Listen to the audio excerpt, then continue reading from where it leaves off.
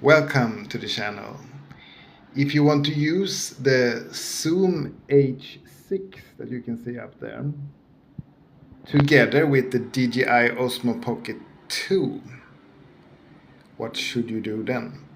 Yeah, you should have this adapter here.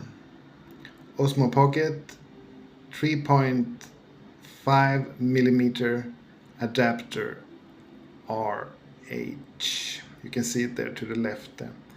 And what cable should you use? Yeah, it comes here. This is the cable you should use. It should be 2 lines. The TRS cable, 2 lines. If you have 3 lines here, like this cable here, it will not work. This cable is for smartphone and handy recorder. So for example, if you want to have the handy recorder and then use a smartphone, then you should have this cable here, the TRRS.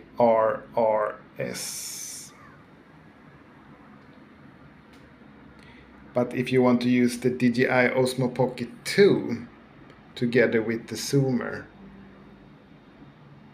then you need to use this cable, very important, TRS cable, and you need to have this adapter to it.